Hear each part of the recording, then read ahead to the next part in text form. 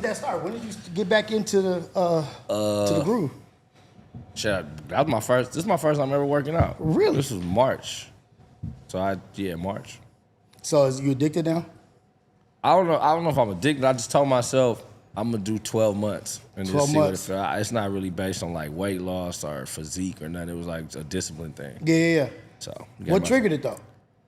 Crazy, I was in here with my boy AC. I was talking to him about it. He was talking to me he kept asking me to do it, but then his homeboy came in here one day. It was like, he kind of looked like me when I was younger. It was weird. He walked in, he was like, yeah, man, I'm a fan, man. You know, my dad's a huge gospel singer, man.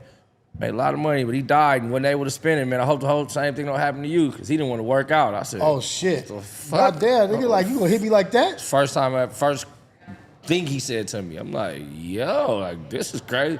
He's like, nah, I'm just saying, man, you know, that shit is like important, you know what I'm saying? You got kids, right? I'm like, yeah. He's like, man, you got to be here for him, man. You got to work out. You got. I'll come with you. Damn. So I'm telling him like why I didn't want to do it. And he was like, well, just go earlier. My whole thing was like, on some insecure shit, I didn't want to be seen trying to figure it out. Yeah. Then, you know what I'm saying? The rap shit is whatever people coming up to you. I ain't tripping off that. It was more so like, that's your comfort zone. That's the area where you comfort. Rap, that's your music, is your world. But I wasn't minding that people come up to me while I'm at the gym. I wasn't tripping off that. It was more so like, I'm boo-boo right now. Yeah, I don't want you to see me looking like this. So it's like we can go at 4 a.m. I'm like, fuck it, all right. Yeah. And then I'm thinking niggas was gonna be on bullshit. Then he only came once. The rest of it was just me and the AC was like, I'm gonna keep coming with you. Yeah. And it's been up for that. They was telling me he lost 100 pounds. I was like, nigga, what? Bro was fat. That's another reason, like, I actually knew AC before he was this AC. So I remember when he was a bigger producer. Yeah. I'm like, bro, what the fuck happened to you? He's like, bro, I just started going, bro. Fuck it. That shit's crazy. And what it adds to your life, the value that it adds, and the years that it adds onto your life. Because I've gotten out of shape, in shape, out of shape, and just lazy. You know what I mean? Just being lazy. Yeah. And it's like when you get back in shape or when you get back into it, you like, fuck. This is what it feels like. Why the fuck I fall off? This feels so good. Why the hell I didn't remember this? And you get back into it, and it's the movement, it's everything. So shout out to you, man, for getting on that journey, because I'm it's at a that necessary point thing. too. I'm at that weird point where it's like, okay, I got results, and this is usually they say when niggas don't want to go no more. And I'm like, I don't want to do that. I don't want to be that guy. So Get stagnant, like, yeah, I did it. and then you might have like a nagging injury, like I fucking like right now this hurts and my back hurts. So I just know when like, all right, if I don't go to do the hard workout, I'm at least go and do treadmill, or I'm gonna just do other shit. It's just about going, really. Right. Father, and that added to it, like the girls, and like I gotta be legit. Oh yeah, gotta be here for them. That's Mando. Like, That's Mando. I think about what I want to be here for. It's like I gotta be here for my kids and my grandkids. I want to see them. I want to see weddings. I want to see these shits. You know what I mean? I have family members that didn't make it to their family shit. Right. And then somebody got to step in for them, and this and that. Like, dude, you just did your part. Just a little bit of your part, you'd have been here. Yeah, I just did my daughter's sweet 16. Damn. I was having a good ass time. I'm like, I can't not be the father that I want to be. Yeah. You know what I'm saying? Health wise, I can see when dads can't move and can't run and can't play with their kids. That shit's got to. Can't eat what they want to eat. Like, just you can't do none of this shit. Like, crazy. dude, that's not what I want. Nah, I can't live like that. Yeah, y'all motivating me a little, really though, because I got my shit in my backyard, and just hearing y'all talking about waking up in the morning and getting at it. Like, nigga, if my niggas could do that shit, why am I not doing it? Right, yeah. Why am I not doing it? I know it's tough because it seems extreme, you know, but I feel like men need to be extreme. You know, we need to like make hard lefts. We like to do like, oh, I'm about to. And then you look up 3 years and went by, you still about to. Where it's just like, nah, just hit it. Why do we have to be so extreme? Why do you think, what is behind that? Like because those hard lefts and those extreme movements, and I think age scares people out of extremity. Okay. You know, you get so like used to and comfortable being whatever it is you are. And like the fear of change sets in to older men. You know what I'm saying? When you're youthful, you'll try fucking anything. You'll try anything. So to keep that mentality as you become a father, even after you become successful, become whatever you are, it's just like I feel myself just getting more stuck in my ways about all type of shit. So I have to stop. I have to stay able to make hard lefts and hard rights. I have to, because that's what life is about. And growth. Yeah. Like, bro, you're not like, I have to transition from this. I can't stay this forever. As my life changes, I need to change. Like, I'm not capable of doing the same things I used to be able to do. And also, I don't even want to do those things. Right. There's other things on the horizon that I want to do, and I can't bring this there. I need to adapt or evolve in this way. Right. And it's new challenges. Just fuck it. Let's see if I can do it. And, you know, I've never looked at the scale. I don't know. This whole journey is nothing with a scale, nothing with a before and after. It's been none of that. It's just like, can I do this for 12 months straight consistently? So how many months in are you right now? 11. Damn. 10, oh, 10, you almost 10. there. Yeah, March. So March will be a year. Damn, you almost there. Well, shit, congratulations to you for that, man. Because thank that past that 3-month barrier, you know what I Man. mean? That 3-month barrier. Man, that first month and a half, the thing is you like breaking up shit that never got used. Yeah. It's like you are in just severe pain, and it's like your body's like, no, don't do this, don't get up. And it's like, well, nah. But I'm one of them people, like, I give myself disciplinary acts all the time. Like, I'll stay in the studio for 7 days and force myself to do 25 songs. Like, I gotta it's just for nothing, not to even put them out. It's just like to stay sharp. So, your own motivation that you set for yourself. Like, I want to do this. This is my goal. Yeah, I might. This week I'm gonna drink a gallon of water every day and only eat once for 2 months. All right, I'm on that. Do it. Yeah. Can you cut stuff like that too? Like, I'm done with this also. Yeah. Like, just dead cut shit. Like, I'm done with that. Yeah, I don't have an addictive personality. Okay. Yeah, I can be all into something, and if that's not what we own no more, like, all right, to the left. Boom. The only thing I can say I probably couldn't prior to when I did it was like maybe sex.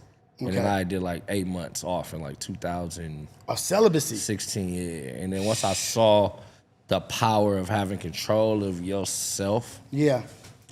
I like that better than the feeling of like, you know, just fucking everything. The control of that, the control of sex and being able to deny yourself sex, that's a powerful thing because you start feeling yourself like how you feel with all your power, like with all my sauce. It's like being able to control your diet, being able to control what you say, and being able to control engaging in sex and denying that carnal desire. Yeah. That takes fucking strength. Definitely, especially for me. Like, definitely, because I'm in a Your overly, access is different than regular. right. Nigga. It's like it's over sexualized, and honestly, it's crazy. You tend to make more money when you're more wild. Yeah. In my profession. Yeah. So it's like it was a tough. Like, wait a minute, less pussy, less dough. This is kind of crazy. But you know, you figure out a way to like, oh, okay, that's just what I thought. It's like, nah, it ain't really like that. And then you just think like, damn. Like, I really make people with this motherfucker. I gotta kind of chill out. Yeah, yeah. Like, I'm creating life. I'm a light. This is a life force. It's not just like a fun stick. Say the lightsaber. This is a lightsaber. right. And though I love this fun stick, you can't just be having fun all over the place like I probably used to. Cause that's control.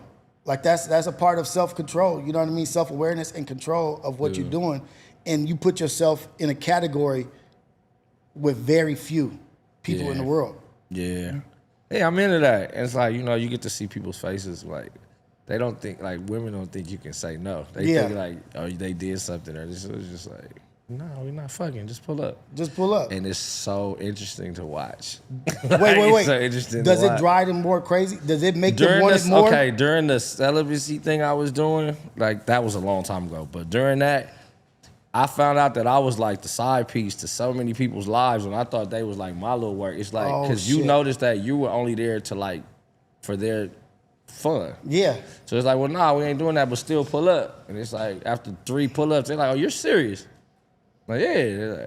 It's like, well, what else can we do? Where's the lifesaver? Where's the lifesaver at? You realize there's nothing else we probably was doing. It's like, I shouldn't have probably been fucking with you. But damn, so that, it reveals the connections, the false connections. Then I'm not even really that interested in you. Like, in both ways. It's not even just me. It's the girl. Like, too. I just like to like bounce on you and say I did it. It's not even that they probably even like it.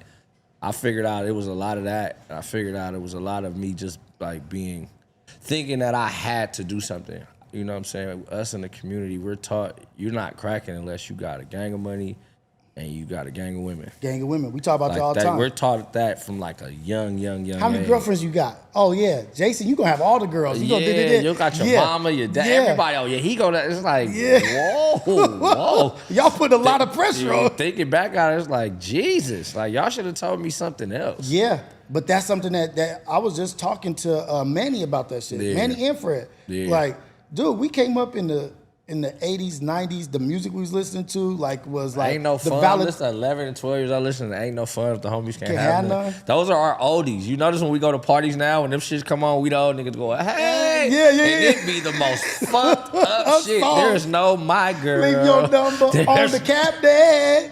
Promise, baby. Oh my gosh. We was coming up in the thick of it and like hearing the like, bitches ain't shit, but this and that, you know what I mean? And just like embodying that, thinking that shit was real.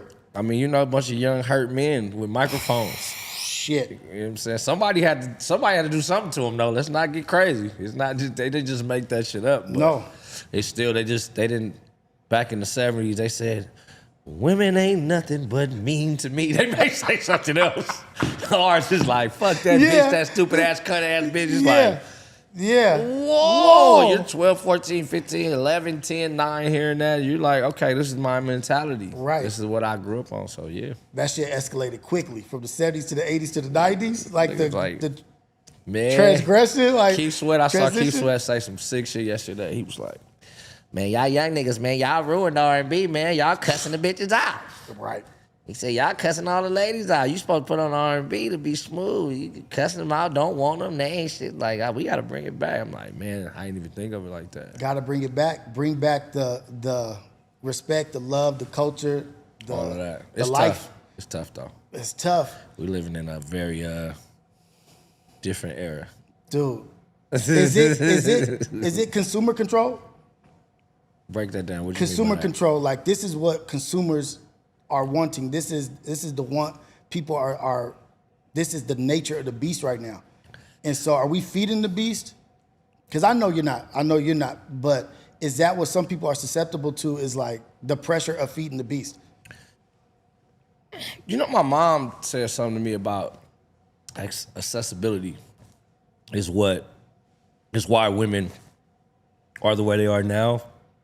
Said in her day, if she wanted to meet a man, she'd have to find a babysitter for me, get dressed, call her homegirls, get everybody together, find the right bar, sit at the right spot. Hopefully, maybe 3 guys might come over and maybe a half of one may be interesting to talk to. Then it's that. She said, now a girl can get mad at her dude, go in the bathroom, take a selfie, the right selfie, at least 10 niggas finna hit her. And then she ain't finna listen to the dude no more. She ain't doing that. This is my mom breaking this shit down to me. I'm like, whoa, I didn't even never think of it like that. She's like, yeah, women have far more control. Like, you guys can just post a nice pic and get all the compliments they need. So it's to the point where they don't even need the nigga in the house to do it no more. And men have kind of forced women into like having to create their own dollar. Mm-hmm. And shit, they gonna do what they know how to do the best, and like, whatever that is. You know what I'm saying? So even if they look good or their bodies is a shape, shit, this is easier than fucking leaving the crib. And I ain't gotta touch nobody. Right. It's like it's so when you're dealing with this type of mentality woman, she gonna cuss you out. Cause what held women down, what they don't want to say prior to all this was the dough. Yeah. The independency, being able to be independent and get your cheddar. If both of y'all got dough, it got to be the mutual respect got to be high for it just not just be like, well, fuck you, nigga. Well, fuck you, bitch. Get on. Yeah. It's just different. You're dealing with a different mentality. The women are younger, getting way more money. They're 19 with driving in fucking Bentleys. It's just a different time. Right. And the fellas, man, you know, they don't know how to use what they got to get what they want. So it's just... It's like we going in different directions. It's going on. There's like, nigga, man, make sure the house clean before you fucking leave. I watch men get treated very different. So, interesting times. It's a very interesting time, but that is crazy that your mom's outlook and perspective on that is so clear cut. Yeah, she blew my mind one day. I'm like, I never even thought of it like that. Because, you know, sometimes we don't be giving them credit because they're older. You know what I mean? They're not really up on game with, like, technology. She's like, a young girl can get mad at that nigga, walk in the bathroom, take the right selfie and get all the compliments she wanted by niggas she ain't never even got to talk to. Right, and then niggas don't got to develop no game because they say, if I don't like how it's being treated here, I'm about to jump to Colombia. I'm about to jump to Brazil for a weekend. I saw that. I went to DR. I saw that. I was like, oh, that's interesting. I see why niggas come home talking crazy.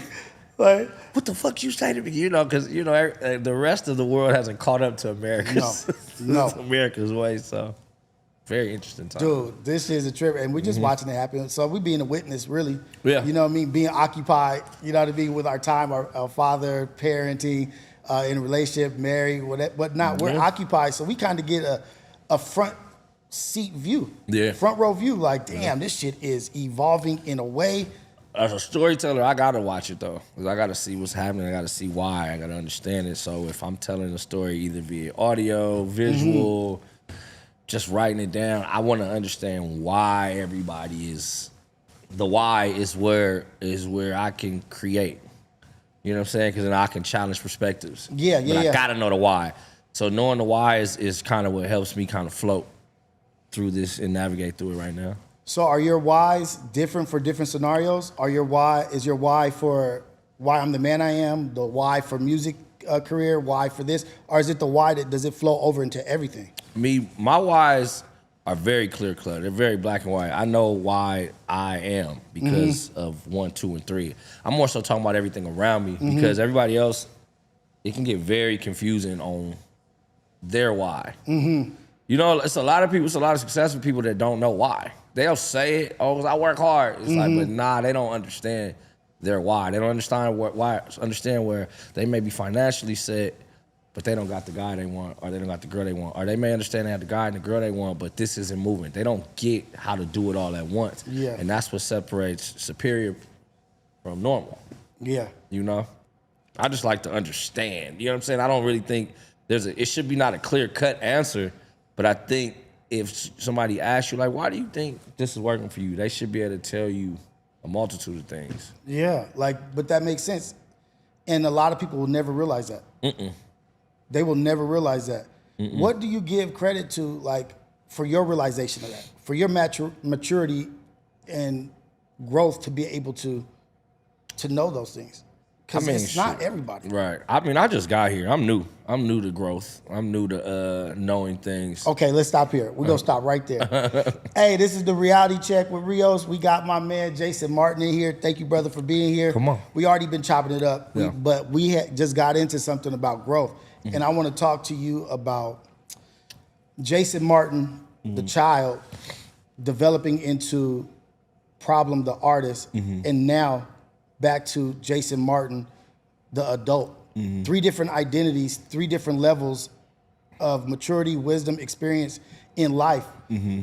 What is Jason Martin right now, and how much do you owe who you are right now to youth, to Problem, to all those things? I mean, everything. I'm nothing without the journey.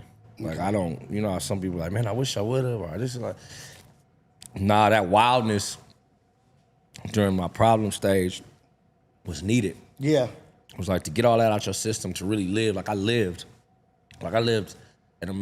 living an amazing life still, but I lived the rock star way that I always wanted to, and I learned, and I was able to do it, learn what's good about it, learn what's bad about it, and it got me here. I do say bringing it back full circle was always in the plans.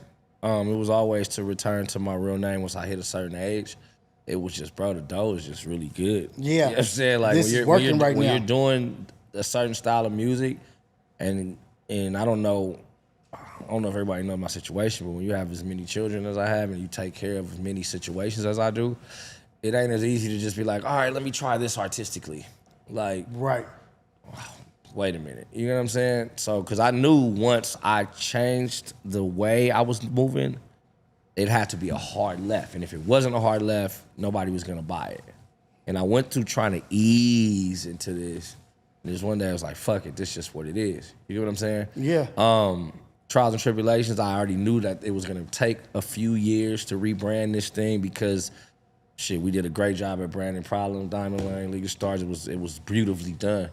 So going up against something that worked, especially here in LA, like the cultural relevance of what that moment represents, to go and say, all right, I'm doing something else for fans of mine, but people that actually know me, they're like, oh, nigga, you full of shit, or you're playing, or you're doing this, da-da-da. I knew what I was having to go through. So it's like, fuck it, let's go. It became now like, all right, I'm about to show niggas something real quick. Right. And I'm gonna be myself the whole way. I think people thought I was gonna start wearing like koofies and shit and you know what I'm saying? And like, I was gonna start walking in here on some alhamdulillah. Yeah. Nah, I think it's a lot in the name, it's a lot in words. And just being called a problem out loud when I'm not, I'm more of a solution, honestly. Dope. It didn't sit well with me. And then, having older, I'm raising like women now. Yeah. I don't want them to like introduce me to their, to the people they know. Yeah, this is my dad problem. Like, nah, that's cap. It's Jason, you know what I'm saying? It's Martin, I'm Martin. And then another thing, my family's name.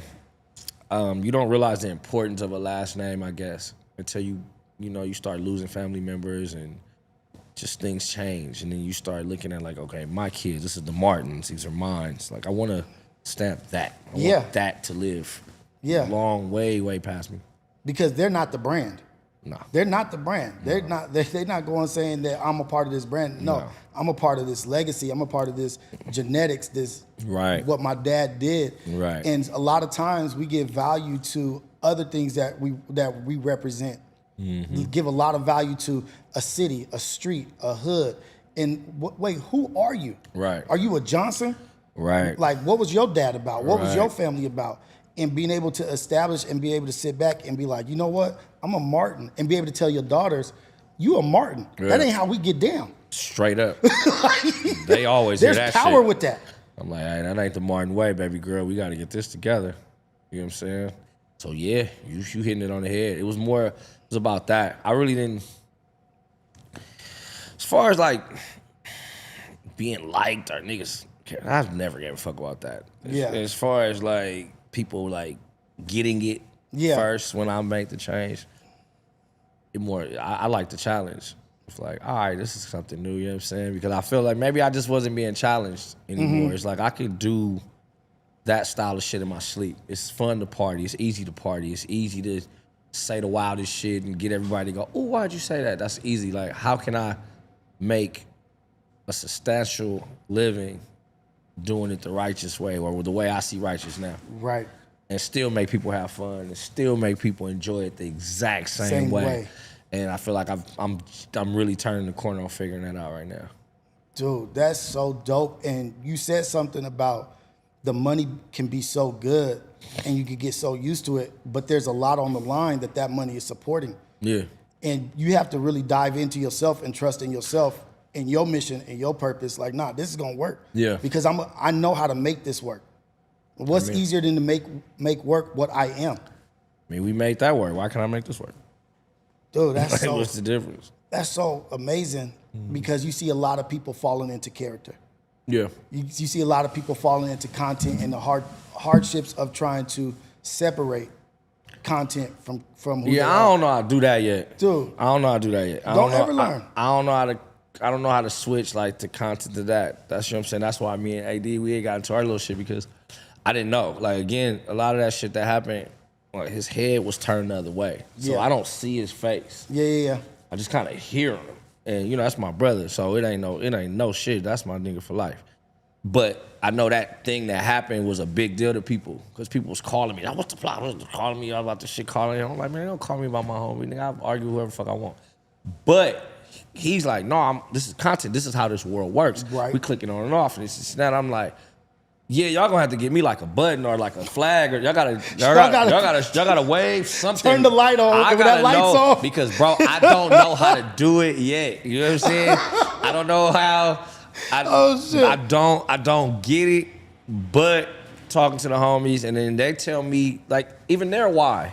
Yeah. They'll tell me their why and I'm like, oh, that makes sense. Like they'll explain to me, like, man, listen, bro, we're not here to do that no more. This is just for entertainment. We are more entertaining. Looking at us like a TV show. We're more of a TV show, but a reality TV show. But it's still a show. We're here to entertain people.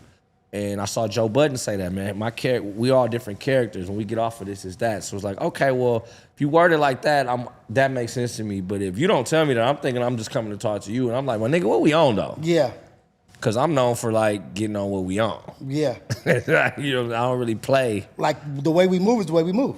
And I'm moving the way you move. All of us. All of us. Since we've known each other. We move the same way. You move, I move. Somebody got to hit me with a we need a button. Yeah. It's content time. I need to get content. You know what I'm saying? Is that dangerous for the consumer side? Like, okay, we'll know we're more privy to information, to behind the scenes information. Okay, this is this and that. But the consumer is believing it is all reality. Yeah. Is that dangerous? Or should they know, like, hey, you're watching something, don't take it. It's on you to be able to believe and not believe and understand that don't follow this, do your own thing. Because it was the same shit with rap music at a point in time. Shit. I mean, I feel like it's the same shit with TV shows. You got some people that still hate people that play characters that we know are characters, but I don't like you because of what you did to this character in this movie. So I think entertainment is always going to be that way. Right. I think we need to know that we're doing that more so than they need to know. Oh. I think the people behind us, in front of us, if before we get on the camera, like, yo, all right, how they doing every TV show? All right, look, at 30 minutes, we're going to flip out, we're going to argue, we're gonna do, like, let's stage it more so that we know. Because then when the people come up to us, we can honestly say, oh, no, that's my brother, man. This is for the fans. We love y'all. All on the same. If I don't know that, I'm like, man, this nigga get on my motherfucking nerves and woo. You get what I'm saying? So I think we got to understand it is about, even now, this is about entertainment. Like, if nobody wants to fucking see the shit, there's no point of us doing it. So I get that side of it. I do think there's some things that we don't need to bring content into. There's some topics that content needs to stop. Like, give me an example.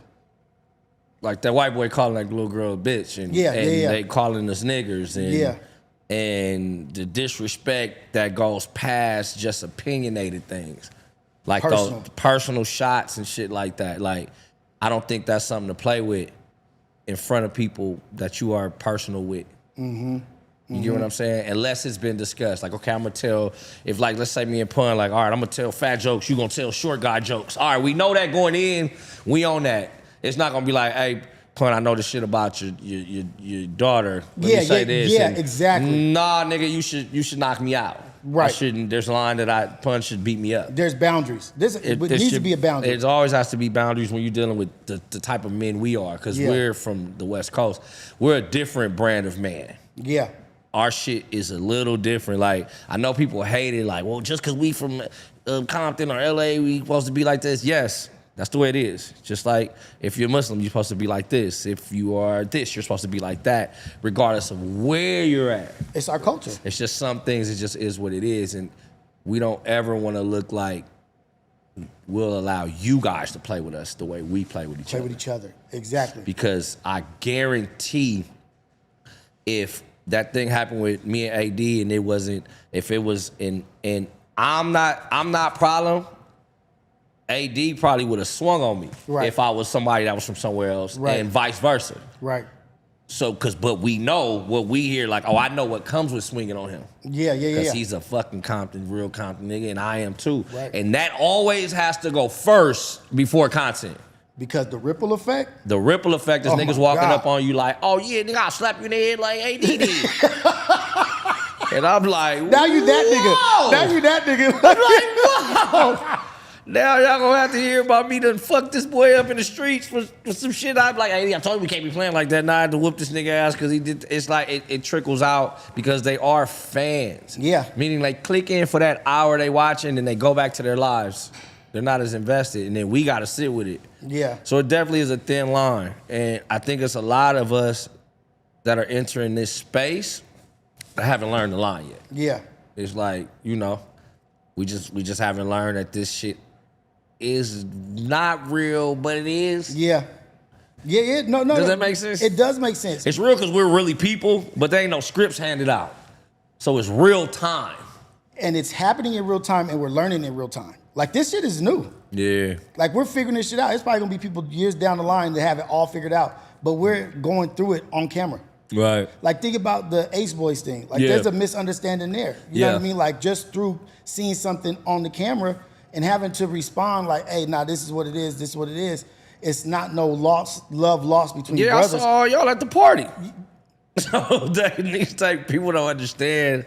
Like, people don't get it, bro, because they've never seen guys from the street engage in this matter and really say things to each other without physical confrontation, which I do, and I do like that, though.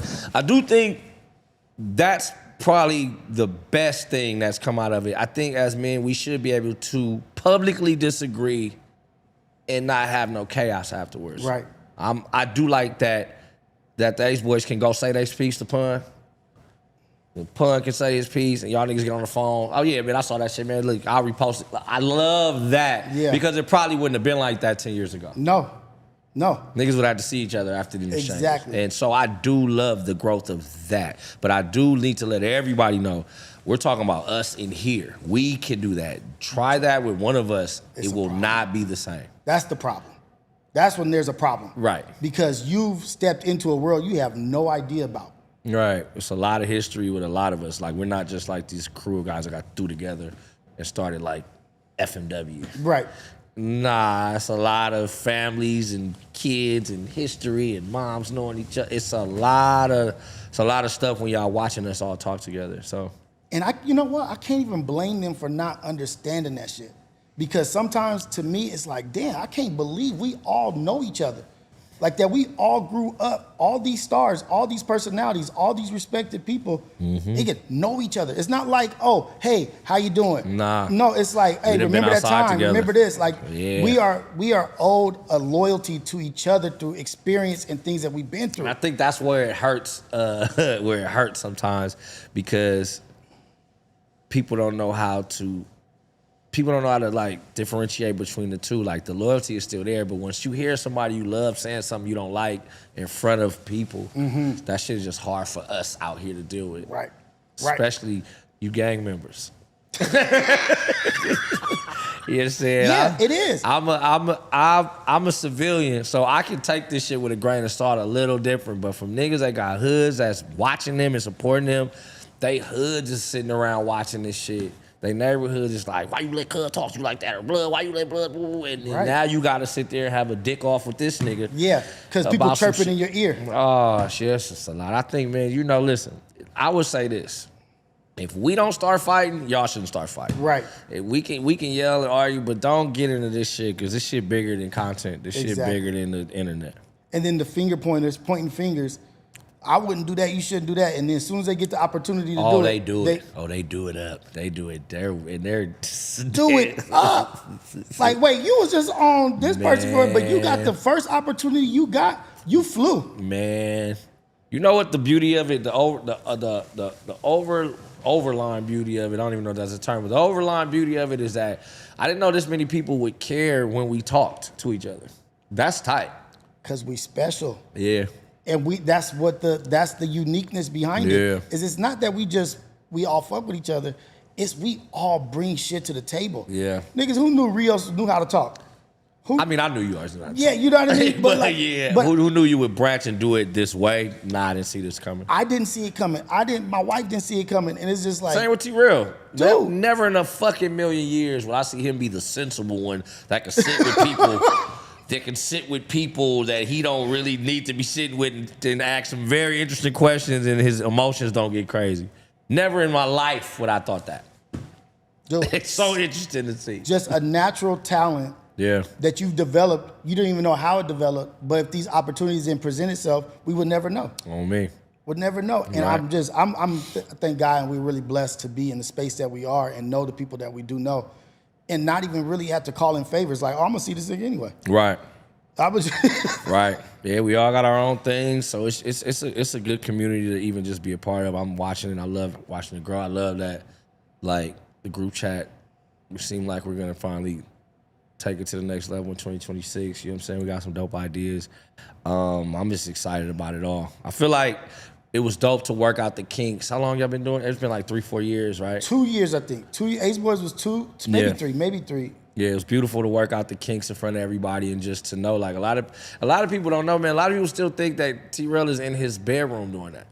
Yeah. A lot of people don't understand, like, the size of these places that we're working in and the amount of people that it takes for this thing to operate. It's a real business. It's a machine. For sure. It's a machine. Beautiful and it's being well oiled. Yeah. For it to be the first genre of, like, I'm building this car. This is how it's gonna operate. Right. Oh, okay, those brakes ain't too good, or we need to change out the transmission. And that's what people also have to understand. In real time. There's changes being made because maybe we don't like the way this works, or maybe we want this to work better. And you have to allow us the room to grow and to change. Have to. Evolution is key. So speaking of, you said right now, Jason Martin is the solution, which I've been saying in my head, talking about it behind closed doors to people like, this fool is really connecting dots and helping people reaching back. What is, as a solution-based person, like I can see this, I can fix here. What is something that you see yourself helping right now, trying to fix, that you notice it was a problem? As far as in what? Like in the music industry, because what I'm seeing is a lot of reach back. Follow through. A lot of guys have great ideas, have great relationships, but they don't know how to, like, just land the plane. Okay. I think one of my greater strengths is closing. Like, I'm gonna close the deal, I'm gonna close the album, I'm gonna close the song, I'm gonna get it out, we're gonna get it to the people, we're gonna force guys to get their IP out.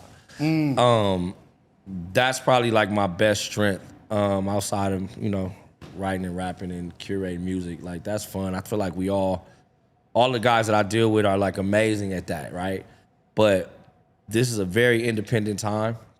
The money isn't the same as far as, like, I used to go, like, I want to go get this album, go get $500,000, and now we have a deal and we do this. That's just not where we're at.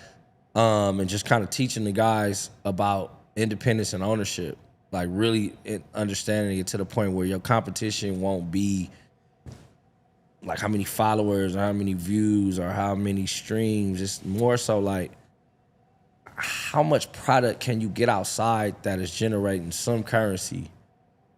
Like how much, especially when you have like real systems like Mike and Keys, like their system is very unique. They can make 10 to 20 beats in a day. And you got artists that come in here, like myself, I can do 7-8 records in a day. Game can do 8-9 records, 12 records in a day.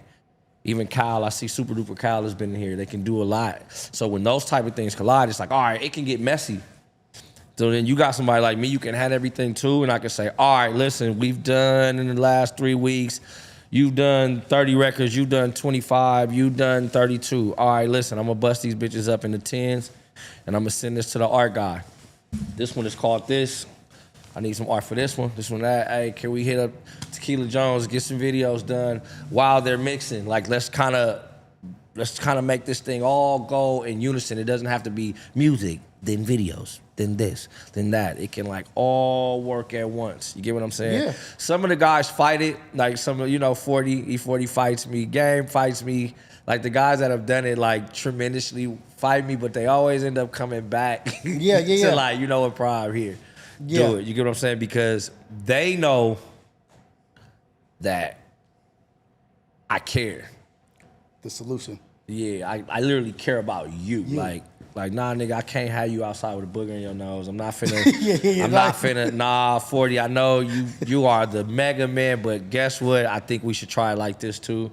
And I feel like, my success outside of these people, with just my homeboys, like with no white Jewish money and like none ever. Important.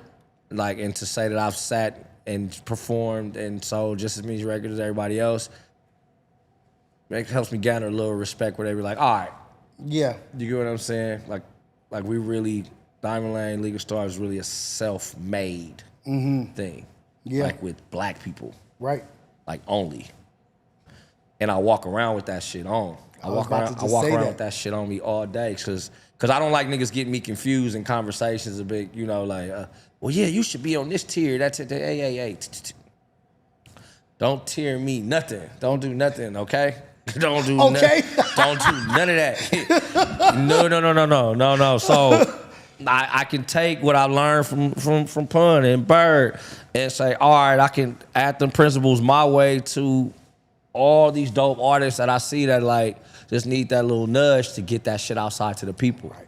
You know what I'm saying? A lot of people are afraid if I don't hit this number, if I don't do this, because they've never actually owned their music and they don't understand that there's 8 other ways you about to get paid off of this. Yeah. Just because you own it. To where you got me, I be chilling on. I never look like I'm in a rush to do anything because we've always owned the music. Built this brick by brick. Right. Like me personally, if I drop something and it does 10,000 streams, I mixed it, I engineered it, I probably co-produced it. I mean, I'm in the green the second I drop it. Yeah. And I look at it like that. I'm in the green like the second I release it. And I don't know if nobody's noticed, I've dropped since October.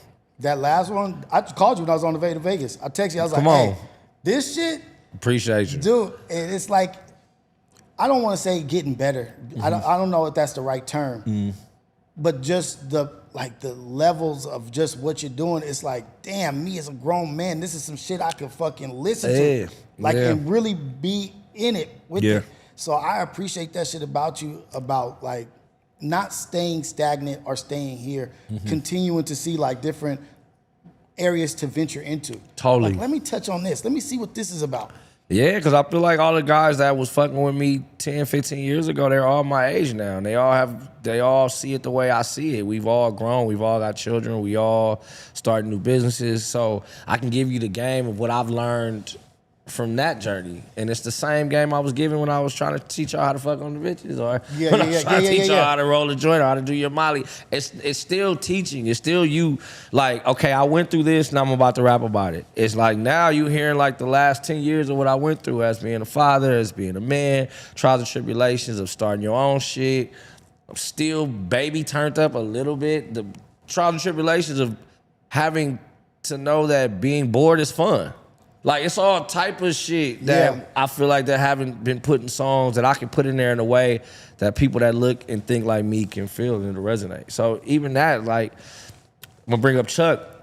You know, Chuck, we're now of age. And it's a certain shit I just like, bro, we're not gonna even say certain things no more. You know what I'm saying? It's just certain things we're not even gonna talk about. You know what I'm saying? When you got children that are over 20, it's just certain things you just not supposed to say no more. I'm above that. It's just like, is it above that? Or you got to figure out a dad way of rapping to these people. It's still like he's such an amazing MC that he can figure it out. He's like, I feel like Kendrick is amazing at saying very, very, very, very intense things in a way that is that an older person or a kid can listen to it. It's very consumable. Very easily consumable. Digested. Very digestible. And he's doing that and he's younger than us. So why wouldn't we take a stab at that? You get what I'm saying? And I'm very, very on some, like, I say that a lot. Hey, my niggas your age wouldn't do that. I say that a lot to a lot of artists. Hey, look, we grown.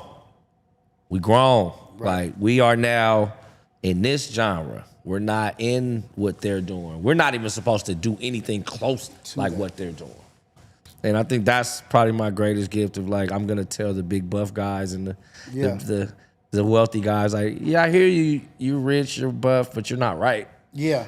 So let's but you're not right. You're not right. That doesn't mean you're right. So I love that seat. I love that seat that I sit in because I know people know it's from love. Right. I'm not here to. I've always been like, come on, fellas, let's all stand together. I never want to shop in the mall by myself. Right. I will, but I never want to do it. I want us all to be balling. I want us all to be up. I want us all to feel this enlightenment I'm feeling. You know what I'm saying? You always celebrated and you always championed behind us, behind people. Yeah. You know what I mean? Like, you've always said, nah, you can do this and that. It's not, and that's so beautifully said because it's never been just about you. It's never been just about you, even all the way to Diamond Lane. Like who you bring it with you and what you're doing, and being able to talk to a Chuck, a Game, a E40, and give advice, and brothers be able to circle back like, nah, okay, for sure. That I don't want to say that's validation, but it's something for you to be like, damn, okay, for sure, I'm moving the right way. Yeah. And it was naturally done. It wasn't like you advocated and fought for me to be this person and this. It was the champion that was chosen by the people. Yeah. Yeah. Do you ever look at it like that? Do you ever reflect on it? Yeah, like that? I all the time. And I also play to the fact that I've asked them for help. Okay. I've taken their criticism and used it. Like when they'll say, "Hey, Prop, you should do this and say it like that," I'm quick to be like, "All right, come on, let's try it."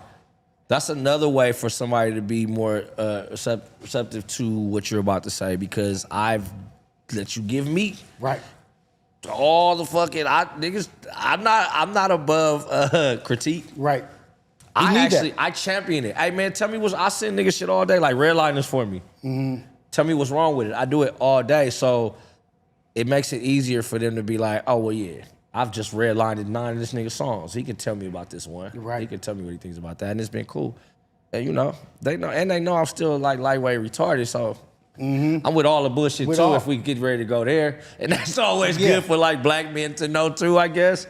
I don't know, bro. I feel like I've kind of been pushed into this seat on accident, and I like it. I fucks with it. I think all great projects, great people have somebody there that can be like, hey man, you should probably like, man, just put your shirt down. Like, I had it and it worked great. I still have it. I have about 8 people that I don't put nothing out. I'm talking about I don't do anything until I send it to them and I get their opinions and they tell me what's wrong with it. It's not even going to talk about from coffee shops to merch ideas to any film I'm writing to any show I'm working on. I'm talking to these people and like, yo, I thought about doing like this, but how would you do it? So I think everybody should do that. Nobody's above that. Somebody that's able to do that is able to give advice. Right. And that's why people are receptive and receiving the message because you're reaching out like, nah, I'm putting myself out there. Yeah. I've garnered the right to say this is good or like this is what I'm not feeling because I'm letting you do it to me. All the time. I feel like that's how we gonna stay great. That's how the greats stay great. I don't feel like, Kobe probably was going at LeBron all year. Or going at Trace McGrady all year. In the summer, they worked out, though. Because I need somebody just as good as me sitting there with me. Right. Working on these moves with one of the best. Like, I only want to be, like, with people that want to be the best, though. Yeah. And I'm talking about not sell the best. I'm talking about, like, want to feel the best about getting up, waking up, and doing what we doing every day. Yeah. You know what I'm saying? Like, if you doing it for the dough really not gonna come.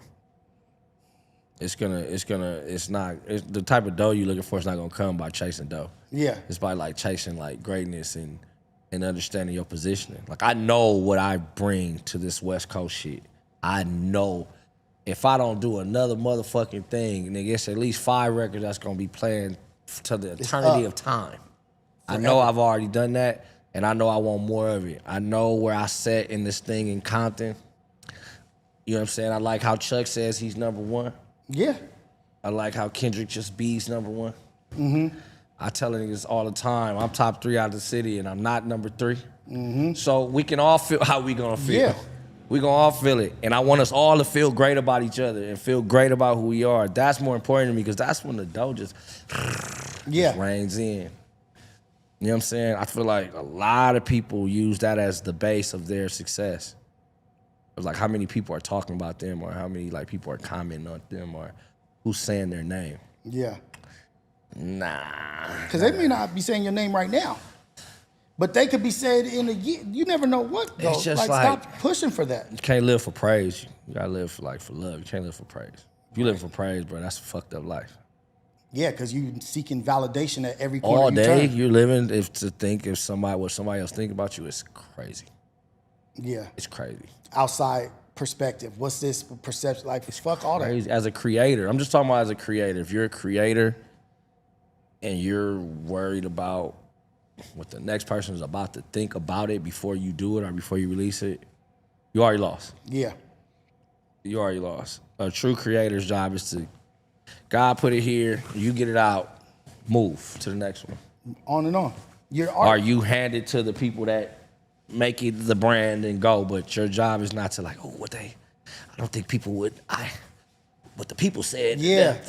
Second guessing everything now. What? Second guessing your natural state of creation. Nah. You just supposed to just flow it. And that's when I know niggas is in their bag, when they just flowing. And my job is to make it flow. The minute it don't flow, you're gonna lose me. Yeah. I'm probably just gonna sit there and just be sitting there. I'm not gonna leave the room, but I'm just gonna start smoking and be like, niggas be like, well, what you think? I'm like, nigga, don't ask me what I think no more. You care what they think. So my input's done. Go talk, go put it out, go walk and ask the niggas that don't do none of this all day what they think. And let's see how it goes. Go get their validation. Right. I'm gonna sit here. I'll be here when you get back. I've showed you the solution. Hey, that's dope. So let's get to being able to look, like I think sometimes people also get stuck in the box of not being able to pull from younger people or people doing new things and being able to look at it. Because I want to bring up the pop-up and being able to see what Kendrick created and what he did there. Yes. And did that show you anything? Was that an eye-opener for you of what is possible or what can be done? And what did you take from the pop-up? It's crazy. We just talking about this shit, me and him 3 days ago. He hit me and asked me, like, bro, why you seem like you like re-energized? Like your tone, everything is just so different. I'm like, shit, I reevaluated my space and I've reevaluated what I bring to the game. But then the pop out. And he's like, what you mean? I'm like, bro, like you took one of your biggest moments and shared it with everybody and you put me in front of 200 million people. So Jason Martin. Right, and I was able to rebrand that day. Everything because that was the big thing there. Like, so what name are you gonna say when you hit the stage? That was like the talk of what's gonna happen. You putting problem? Like, nah. They're like, well, why not? I'm like, because once they hear, ooh, they're gonna know that's me, and this is gonna fix every issue I've been having. And since that day, his innovation to think, look, I'm about to do this show, I'm about to invite these 30 guys, these 40 guys, and share with them. That's what happens when you lean to the youth and you let the youth lead. Nobody asked no questions, wasn't nobody doing no extra shit. He handed out instructions. This is what time you be here. This is what you're getting paid. This is what time you go on. Fuck with me. I'm gonna show you little niggas how it's supposed to get done. Even the older niggas that's Even young. the older cats. I'm gonna show y'all little niggas how we gonna do this from here on out. That's innovation. That's innovation. You know what I'm saying? I bring up, you'll hear me say her name again, Tequila Jones, Aries. I don't, with her, she's young as fuck and she's irritating, but she's the best. Because I don't have to think. She does all my videos. Okay. Somebody asked me, why do you let her just do whatever she wants? I said, because she knows what my music needs to look like to everybody else. I know what it needs to look like to me, but I have a very distinctive taste and everybody don't like what I do. I want her to do it. And if you ask her to the first couple of times, she was like, so wait a minute, you're not gonna tell me anything? I'm like, no. You got this. You're a young creator. Be great. Just tell me where to stand and know you got five takes out of me. Cause I'm old and I'm tired. Yeah. And what she does with these 5 takes are amazing. So this is me leaning on the youth. Airplane James does all my cover work. Another person younger than me. Yeah. Shit. I'm surrounded by nothing but young geniuses on purpose. Because what I know how to do, I do that better than 99% of the world. So I want to just do that. Yeah, let me focus on this 99%. That and 1% boy, we gonna be crazy when we get this shit done. Because that 1% can feel like 100 sometimes. Like, shit, I didn't have to worry about that. Bruh. We moving. Listen. So I'm a firm believer in letting the youth. Okay. You know what I'm saying? You have to. You have to, because at some point I was okay, we gonna bring up E40. If E40 don't say, hey man, y'all send me something, and we send them function, are we all still sitting here right now? I don't know. Right. He depended on the youth. Right. He allowed me to lead a song. And it worked. And we spawned careers and production companies and shit off of it. Right. It's time to pay that forward. Always lead to the youth. Like, always. Again, I'm not saying just let them motherfuckers have full control because they crazy too. Yeah. But you got to give them 80 to 5%. Let them rock. Let them rock. Because they going to say some shit that'd be like, damn, I would have never even thought of that in my life. Dude, like saying let it rock, I'm thinking about Just Rock now. Yeah. Like how documenting the pop-up. Right. The pop-out. Yeah. Documenting and the photography. Oh, that's so funny because she didn't think she was going to go. What? She forgets how important she is to the shit, too. She's one of those people. She didn't think she was... Oh, God, this one. That Shout week. out Just Rock. That week. Like, I don't understand. Like, what are we going to do? I'm like, nigga. I'm like, everybody call them. Right. Just call them. Needless to say, she was at the pop-out. It probably took 3 calls. Yeah. I mean, she doesn't understand, like, her space in this just quit. It'll happen, though. Somebody gonna hit her with a rock. Hit Just Rock with a rock. The thing is, I can't sell her, because if I tell her, it don't make no sense. She just been hearing me Falling on deaf ears? Because I be talking shit since we met. Yeah. And I'm never gonna stop. Talent. I'm never gonna stop. Because in a weird way, she calls me to talk shit to her. It's kind of fucking crazy. She right? reaching out to get this. She calls me to talk to her so she can not listen to what I say until we get to the end. You know what I'm saying? Yeah. But that's a lot of my constituents in this beautiful city. Yeah. You know what I'm saying? I feel like we all, yourself included, pun included, everybody like Glee. You know, I'm more happy for G right now. We've been telling this fucking fuck to talk outside of the Denny's breakfasts for years. Mm-hmm. Outside of his goddamn them calls you get randomly where he give you 2 hours. I'm so glad that he's grabbed the mic. He's in his Just Rock phase right now. Yeah. Where he's realizing, wait a minute, I was very, very, very, very, very, very important to the way this last 2 decades of the West Coast has been ran. For sure. It doesn't go the way it goes if G doesn't connect the people he's connected. It just doesn't. It just doesn't. People don't know the conversations that he's really having. I'm talking about since 06, 07, like the Tech 9 with TD, like he has been doing this. Like it's been this. So it's so beautiful to watch him who would be like, man, shit, cuz I'm gonna get up in there. He the same way. Yeah. Nigga, all of us in there. Just pull get up. In. Knock on the door. It's about to be open. I mean, the thing is, we're kind of like waiting for you to get here. Yeah. It's not even that. It's kind of like your seat's right there. You already got your ticket. Glasses. His brain, the way he thinks, like some of his takes on things, I didn't think about it that way. I didn't think about it, but some of them I agree with, some of them I don't. But it's the way that he thinks about things and the way he articulates that shit. Yeah. It's like, and I'm not saying like, oh, educated, this and that. He's very methodical with what he thinks, and he lays it out in a way like, damn. He's like a college professor with a fucking tablespoon of Eastside. He knows how to make sure you reminded that Eastie is gonna be even in this very intelligent conversation, which makes it like very, very, very digestible. He always has shocking takes. We always used to think he was lying, and in 3 years, the nigga he would be talking about would do exactly what he said, or this happened. I've learned to stop doubting Glasses about 10 years ago. Good. I've learned to stop. I used to challenge him on everything. On everything, just because nobody else did. I would fuck with him constantly. And just simply because I hated watching him defeat everybody in arguments. So I wanted to be the one that you not finna fuck with. Yeah. To the point where we would just be yelling at each other. I'm gonna just disagree to disagree because I'm about to challenge Well, no, I you. felt like he was doing that to me. Oh, really? Yes.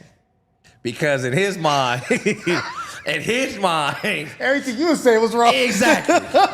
We got to the point about 10 years ago, I was like, you know what? We're better together as far as when we doing these arguments. Yeah. Because I half-ass always agree with him, but I just can't let him know. Right. Now I'm just to the point like, hey, man, let's just listen to Glasses, bro. Let's just listen to him. He knows. What about suggestions from Glasses? Does Glasses give suggestions on like, hey, you should be doing this or you should this? Bro gave me one of the craziest suggestions about 6 years ago. Okay.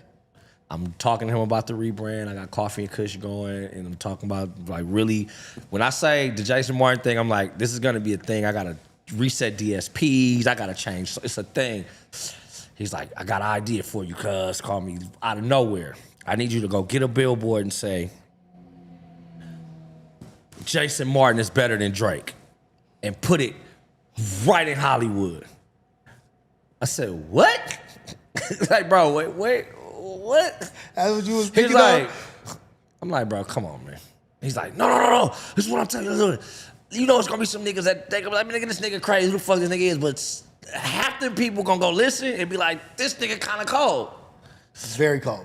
And I'm like, bro, I don't feel like getting into it with, I don't even know this nigga like that. I mean, what is you talking, what is that? He's like, but you are better than this nigga. Like, what do you mean? Like, you're better than him. Like, you go to the studio, you mix, you engineer, you produce, nigga, you can go in there and do a whole, he's literally telling me everything that I do back to me. And I'm just like, so like, man, this nigga just messy, da.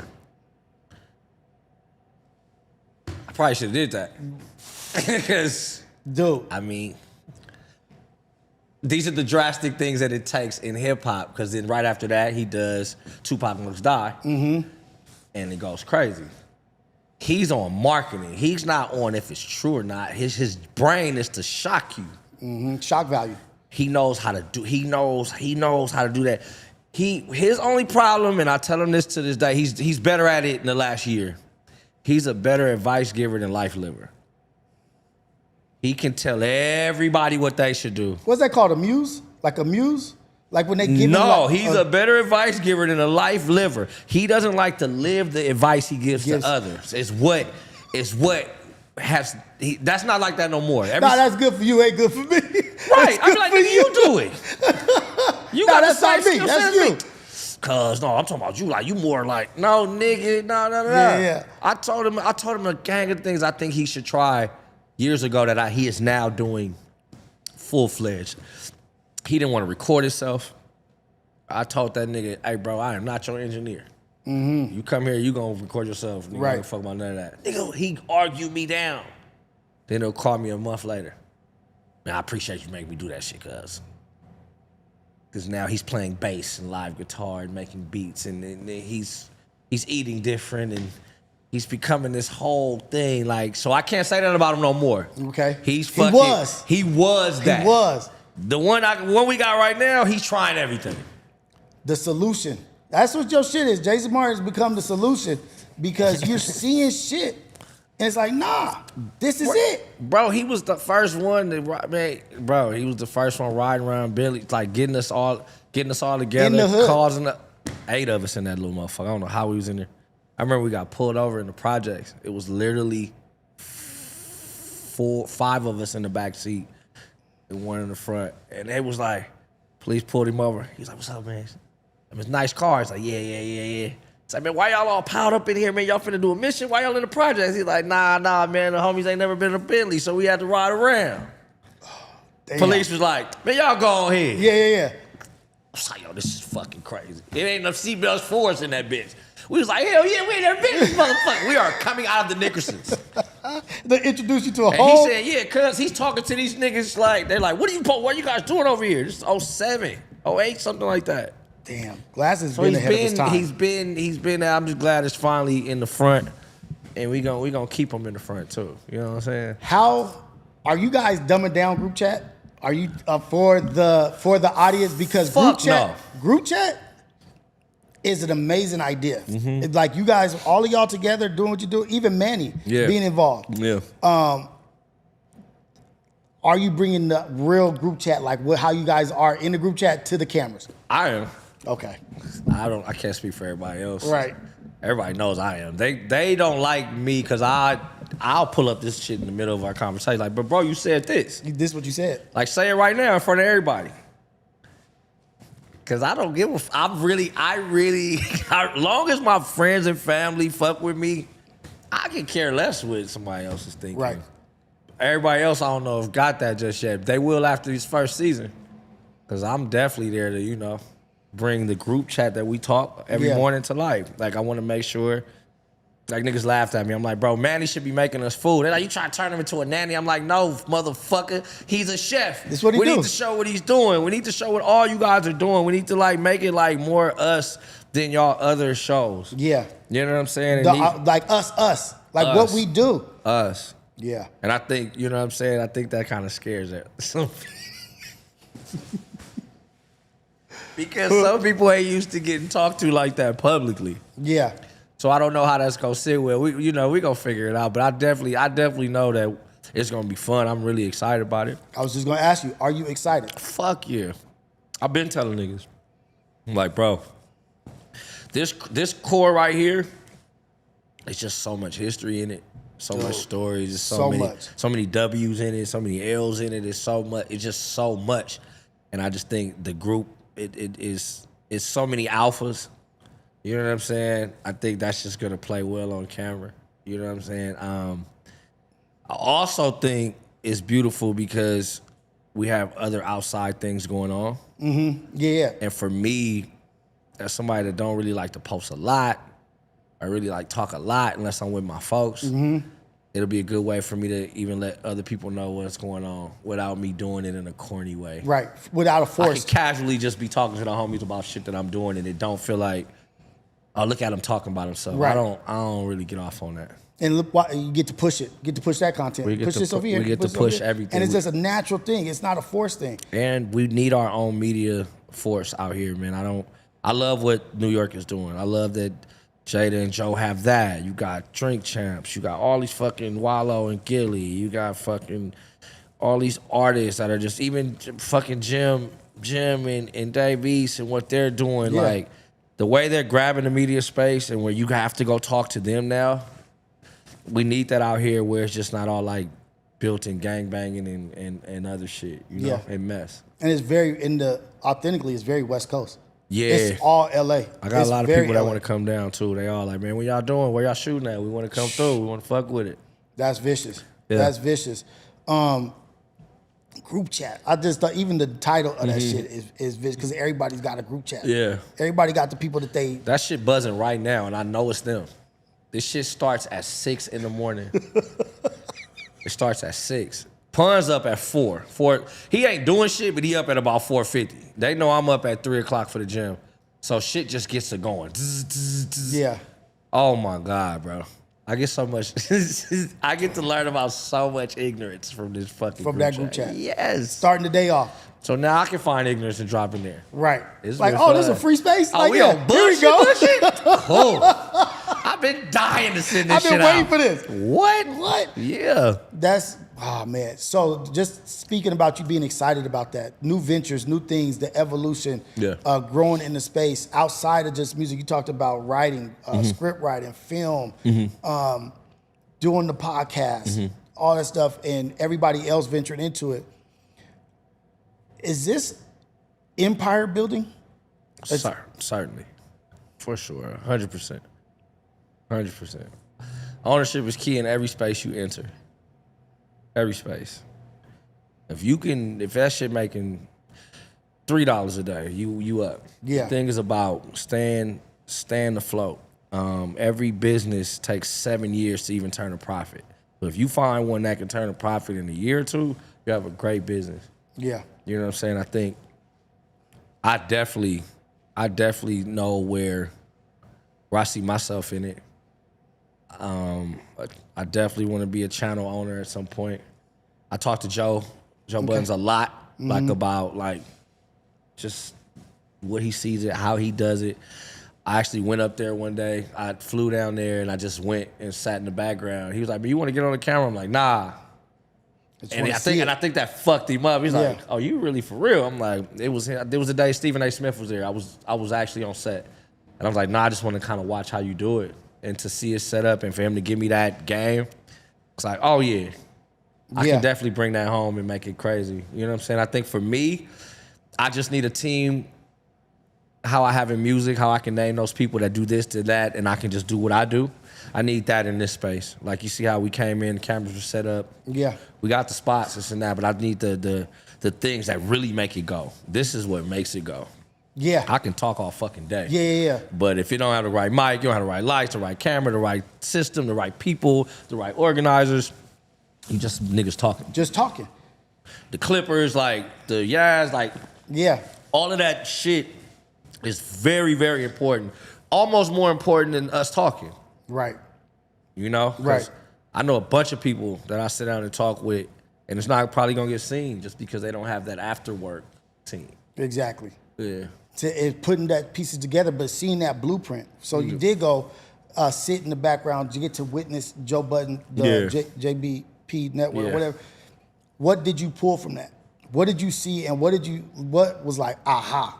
I don't want to give away what he told me because, you know, his IP for him is he knows how to use that. Yeah. But he broke it down in a way that a rapper would understand it to the T. Thank you, Joe. I'm talking about to the T, man. That's my dog. Shout out to Joe Budden. He Joe broke Budden. it down to a T again. I won't give away his shit. Because he didn't have to. But he didn't have to. He simplified it in a way that it was like, well, if you're gonna do it, you do it like this. And he was able to add the hip hop element to it.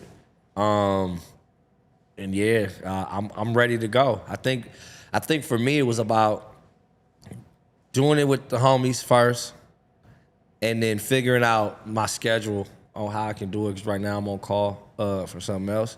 So just making sure that, like, okay, I know if I start, I have to do this at least once or twice a week. Okay. So knowing that we have to find somebody in place for even when I do my stuff outside the group chat. As you see, it's a room getting built right now. Shout out to Pro Club. Shout out Pro Club. They're building a streaming lab in the studio. So I'll be able to use this until I set up somewhere else. New artists, new producers. Who are you working with? Let's talk AC, the producer. Let's talk about Doe Networks, this project, and working on that. How important is it, or how much do you love working with new artists that are on the come up? Let's talk about Doe Network. Talk about the AC, the producers. Yeah. Talk about the lefty gun players. Yeah. What is that doing for you, and what is that about? I love the hunger that they move with because they haven't been tainted by the success. So it's just fresh and it's gold. Like, even shout out to my boy Solus from OTR. He owns that label. Just the speed in which they want to compete keeps me as somebody that's been in it a while, like, keeps me up. Like, oh damn, AC just sent me 15. And you know they 15 beats. They product of Mike and Keys though, because Mike and Keys, nigga, them doing 20 to 30. So it's and they all in the same spot. And so everybody, and Mike is calling out everybody who's not working. Oh, putting on front blast. Like, hey. Hey, man, what the fuck we doing? What we doing? He has no problem being Coach Mike. And that's a beautiful thing to watch because he's successful, but he moves like somebody who ain't never did nothing. So that's good for AC to see. AC gets to see somebody like me who's been successful move at the speed he's doing. And I'm only doing that because he's moving at a speed. It's like a dope triangle to be a part of. Doe works like a motherfucker who's got his second breath. Yeah. And having somebody like that just on a phone call, he can find anybody. He can find anything. Man, it's just dope to see brothers that want to compete like at that speed. It's beautiful. You know what I'm saying? Because like my boy Solus always says, man, success loves speed. Okay. And that's a saying we use around here a lot. I know a lot of people think that's like, well, no, put out stuff faster, do this fast. It's like, no. Operate at a great speed. Okay. Always be able to answer that phone the right way, return them emails the right way, send them texts back the right way, send them files over the right way. Make sure don't send the artist a beat with somebody else's name, like you did it for a YG beat, but you sending it to Tiger. Like, it's little things like that I get to help clean them up on, and then they get to tell me like, nah, OG, they doing it like this. Yeah. But send me that shit. Just send it to me. I love it. I love it. I love the part of it where it's different avenues within the same game. Like Doe, the renaissance of the kind of rap and hip hop that he likes. Right. And him, like, it's a different element. Right. You know, and Is that something, I don't know, because I'm not a producer, I'm not an artist, I'm not a musician. Yeah. Is that something you hear in the beat, that this is like in the production, like this is a different element. This is also like, this is for the projects. Right. And when you hear that, do you like, okay, here we go? Yeah. Yeah, I hear it instantly. It's like, oh, we going there today? Let's rock. Let's go. Let's go. Like, okay, yeah, let's rock, because that may be the new now. They may be making that the new sound of the city. A lot of people don't get, man, whoever the top rapper is, the rest of the industry follows. Right. Oh. So our top rapper now is Kendrick Lamar, was built on substance, skill level, and high key art. So everybody has to get with it. Just like the last guy that ran it, which was Drake, was on being a chameleon. Yeah. I can rap about anything. I can rap with everybody. We can, let's have the girls, let's do a record for the women. Whatever we doing. Like, so people kind of became that way. It's a new sheriff in town, so you know, high-end lyricism is back. Hip hop is here. And you know, the club guys can fight it. Right. But like I tell everybody all the time, man, you only in the club, even if you go every night, you're only there 2 hours. The rest of the day, you're doing other shit. Yeah. You don't want to hear that fucking shit all goddamn day. Yeah. So you got to make music for the morning, for the dads that's taking their kids to school, for the, you know what I'm saying, the guys like us that still want to hear hip hop, but I don't necessarily want to hear bullshit. Right. Right. So nah, that's Doe is, you know, Doe did Time. You would never think Doe listens to the type of music he listens to, and that's what makes it fire too. A lot of time. That's what makes it even fire. You would think this, you know what I'm saying, Big Swole, you know what I'm saying, Whoop, you know what I mean, would never even be listening to the catalog in the ear. Like that guy, he'll be in here and he'll hear me in there doing something like, yo. Okay, problem. All right, look. So you sound just like so oh hell no, nigga. When that going? Like you can send that over to you can send that to Currency right now, man. Give it to me. I'm gonna send that over to Bodie James right now. We're gonna put him on that. Yeah. And he'll just walk back to what he's doing. I'm like, oh yeah, he's a genius. Cause I'd have never thought that. You never thought that. He's seeing it, he's hearing it, and he's connecting it. Like this is where this goes. That's genius. That's genius. The TFs, the Jay Another Worthies. One. Fire. Like he's one of the best here. TF to me. I say that all the time. He's one of the best. The best. Here. What okay, so TF's one of the best. Why do you say that, and what about TF is making him the best? Because I know in my heart, like this dude is cold. Authenticity sounds like nobody sounds like him and nobody can sound like him. That's what makes you the best.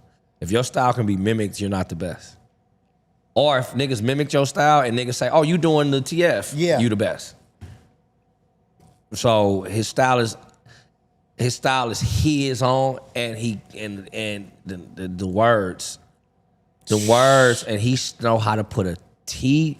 He not from the east side, I guess, but he Easty is a motherfucker. Everything with the way his twang is. Everything he got a real Easty twang about the way he get out, and you know I love that.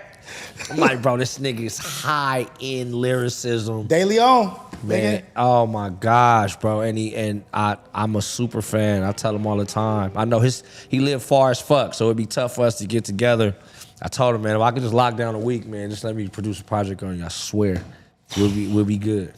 We'll be good. That would be incredible. I definitely it's on my to-do list for this year for sure. That's a project with TF. Yeah, I want to produce one for him. That I'm looking forward to. Definitely. Because I've been paying attention. Green Bottle, Feeling the Power, all like, and I feel like I'm being introduced to some new great music that I wouldn't have been really. He has a chance to be like our Beanie Siegel. Fuck. If I could put it to something, for sure. For sure, like with hands down, like easy. How valuable is it being able to work with different artists and different sounds? Because I see that's what he's also able to do, is able to jump on this project, be on a project with Traffic, Bell, then go to the East Coast and be over there with Conway the Machine. Like, I feel like there's not a song or a style that I don't feel TF could find his avenue in that area. Is that something that you guys look at like, okay, I can put this here. I could put him here. Whatever the board is, I could put him on the board. Yeah, he's definitely one of those guys that you can move him around. He's not like he has to rap on boom bap, or he has to like nah. His skill set is something different. Me, I would want him to venture into like a full story album, like about one thing, like this whole like take me on a ride of a day, something that happens in TF's day, and I think that's gonna send him through the roof. And it could be a movie. And after that, you do that next. You know what I'm saying? So is that how you be looking at shit now? Like that's exactly how you look at shit, the artistry, what I could create out of this. You're capable of this. You can do this. I'm going to create the opportunity for this to happen. Yeah, definitely. Most definitely. You have to. I told the same thing to K-Boy, though. You know what I'm saying? I wanted him to do something about a party on 48th Street. And I was just like, I think, I know people... When you gangbanging, I guess the word party, scared, I don't know. But I wanted him to talk about an incident that happened at a party and how he resolved it. Yeah. Yeah, man, I think that's just the next wave of just the greats. Like if you want to like be a great, you gotta take us to a world. Yeah. Like it has to be a world that we can go to and like we put this on to go to this world. You know what I'm saying? What does everything Scandalous Island look like? Right. Rap about that. I want to hear what all the scandalous shit in one place, what would happen there. You know what I'm saying? Sonically, we gonna make it shake because there's a lot of people in here. We can put the music together, but as far as like that pen, these guys got the pen to really do it. It's just about challenging yourself. Fuck the GTA, create an ETS. What does ETS look like? Fuck Grand Theft Auto, what does everything scandalous look like? What is that? What is that? Ooh. What is that? You know what I'm saying? Dope. The importance of documenting, because let me say just a little something real quick before I get into it. The pop out, me and my daughter were in my room. My daughter, I think she was 12 at the time. Mm-hmm. And so I didn't know it was gonna be on Amazon. I just thought we missed out. You know what I mean? Like I can go, like whatever. But getting to see it on television or on streaming and watching it and then getting to say, see Jason Martin. See Jason Martin. It was a moment for me as an old nigga, like I'm older and getting to experience that with my 12-year-old daughter. Like, nah, ask my brother, look, babe, this is what's possible. Yeah. We can be this. Yeah. We can be anything we want. Yeah. And it was just the fact that I got to experience that with my daughter. I wish we would have, I was like kind of FaceTiming it, like selfie in it, just so I could have that documented of that photograph, that time. Right. How important is documenting that pop out for you? As in, what does this do for you? Like when you see this is Just Rock's photo, her album, her book. Right. And you're all throughout there. Yeah. You inspired that. Yeah, man. It was dope. This was dope. We just got to see everybody for the first time and everybody was just happy. For the first time. Like nobody was there. Niggas was just happy to be invited.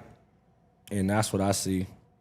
As far as like the book, I'm just happy like it's in my hand because all these creatives, they get stagnant, they get stuck, they think they can't do something until it's like sitting right in your hand. Just like people thought that all these niggas couldn't get up and get together that day and not have no issues. And we sure showed them. So I still, to this day, I still don't think people understand the magnitude of this day yet. I think it's gonna be when niggas is like 30 years from now, and you're just gonna be like, man, remember that? Like, that big picture they got the source with all of those East Coast artists, all the rappers. I don't think that day they knew the power of it. Oh, no. I think that was probably a turning point in hip-hop history. Like, that was the first, maybe the first and last time that's ever gonna happen. You get what I'm saying? So to have it now documented with the book and we can go to Amazon and that shit is forever. Like, child Just Rock. And it's amazing. It reminds me of childhood of photo albums on the coffee table. Right. And having a placement for that, like be able to scroll through. She documented that, photographed that, and we get to look at the smiles, get to look at how happy everybody is. That was just really, I don't know, I'm gonna just say 6 hours. 6 hours of our life that showed us how powerful we are if we operate in this space. Right. Thank you for documenting that. Thank you, Just Rock. Appreciate that. Imagine if that's how we lived. Every day. If that was our every day, where we said, fuck all these differences, let's do it for us. Yeah. Where would we be on the West Coast? I'm just talking about us right now. Where would we be? Be a lot further. Like a lot further. You know, collectively. Yeah. A lot of us will, you know, a lot of us are here. We're not going nowhere. But I'm talking about like as a collective, if we can leave the junk at home. Enjoy each other. And just really enjoy each other and really like get back to what this shit was really built on. It's like camaraderie. I mean, you see what can happen. You see what can happen. You see it. We actually got to see it. We got to see what it looks like when we just chill out. Just all gang up for one cause. Yeah. And shit just win together. Like I say it, bro don't be having to do none of that shit. Like, bro didn't have to do that. Bro didn't have to fucking do that. She didn't have to do the fucking book. Like, people don't have to care. Right. So you should celebrate when they do. Celebrate when they do care. Because guess what? This shit matters. This shit really matters. We're shaping the future. Like, no matter what you want to think or how you want to look at it, we're shaping the future. And they try to devalue it because, you know, they feel like the West Coast, we just love each other. We only care about the West and this and that. The other places love to devalue our sound, our culture, the whole shit, but it's probably one of the most talked about things on earth. I just think we got to stop listening to outside ears. We got to stop listening. And we got to know that, hey, bro, like, if you gangbang and that's what you want, don't bring that to this. Right. Like, we're at work. Treat this shit like we all work at Walmart. Once we get to the booth or we get to these shows or we get to camaraderie, because you will get fired. Yeah. You get fired. You'll get fired. You won't get invited back. And we'll just, like, put somebody there that wants to be here. I feel like we need to start running it that way. I wouldn't say it should be there is a hierarchy. But there definitely needs to be some gatekeeping. Yeah, and that comes from hierarchy. Right. You know, like, and that is something that is gonna have to come from the Jason Martins, the Chucks, the Game, the Glasses Malone, the E40s, the everybody, but especially out here is like, like we might say like hierarchy or whatever. Like, no, we need hierarchy. You have to. We have to have that. We have to have, in order for there to be hierarchy, there has to be respect. Yeah. Yeah. Like, I feel like... And that comes with gatekeeper. Like, shit, you don't do this, you done. Right. You out the loop. Yeah, I mean, there's an established hierarchy. You know, you got Dr. Dre, you got Snoop, you got Quick. Cube, you got Quick, you got Dot, you got Game, like Ice-T. You know what I'm saying? These guys are like the standard, you know? And we all got to kind of fall up under that and uphold that. Yeah. You know, and walk around with that shit, like, and wear that shit, like, wear that shit proudly. Don't look at it like, oh, y'all niggas is just this, or y'all just, like, I'm a real West Coast artist. Like, I'm from here. I one day want to be mentioned with some of the best who ever do it. Like, that's what I want. So I walk around and I do as such.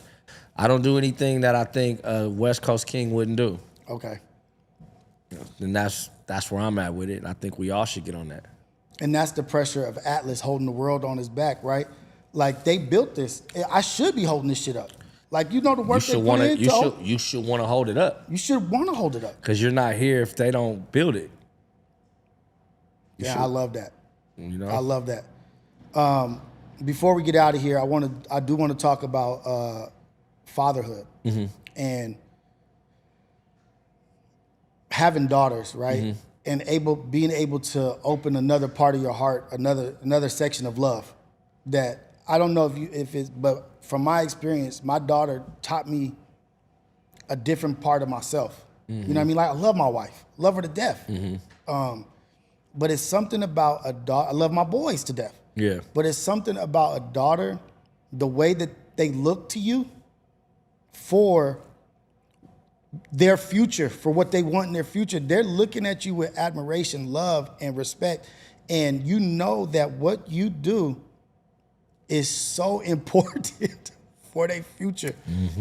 Can you talk a little bit about that and how maybe them teaching you a different side of love has adjusted other parts in your life?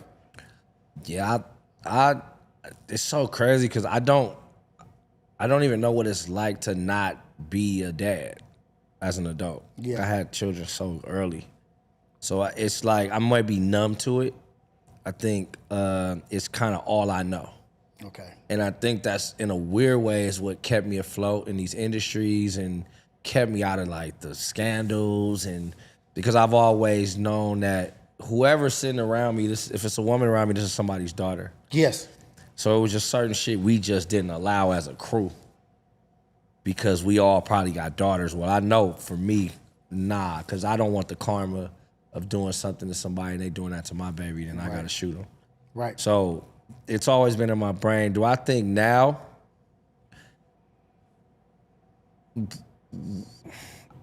It's like breathing. I don't know.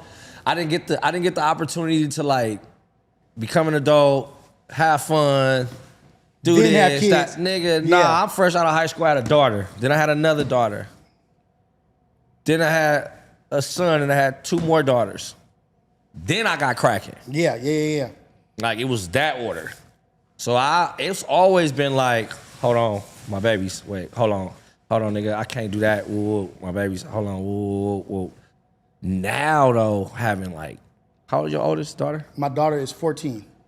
Having a daughter that's like 25 and 22, and they're talking about marriage and graduating college and getting master's degrees and apartments and having to live out of state and trusting them with other people. Oh man, damn. It's been a true test of my faith. You just gave me anxiety. It's a true test of my real faith. I have to believe in something more than what I see, because it's scary, bro. It's scary. I remember when I took my daughter to Grambling and I moved her in, right? I got all her shit and I moved her in. I said, all right, I ain't coming back till we done. She was like, what you mean? I said, I'm not coming back until this is done. So, here, and I gave her a knife. I'm here, put this under your bed. She's like, Dad, what is it? I'm like, nigga, do what I said. Just do Don't what I talk said. to me about it. Right.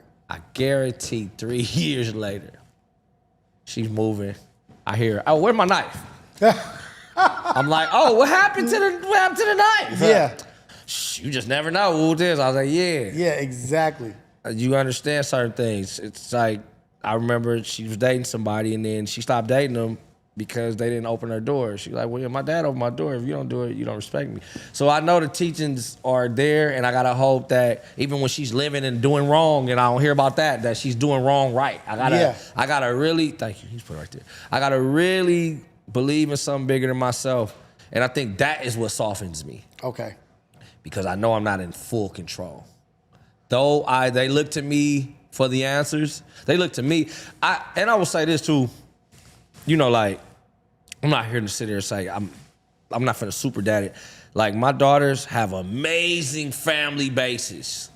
Very like, important. they have like uncles that's ready to, nigga, if I call nigga, uncle, nigga, we going, they coming with me. No questions. They got other grandfathers, and like, I think it was tough having children with a bunch of different women, but I swear to God, it has been one of the biggest blessings of my life, because I have like fucking 5 sub-families that I definitely lean on. Like, whole tribe, to a whole the point, village. man, I'm telling you, I just had my daughter's sweet 16 this weekend, right? Shout out, Aaron.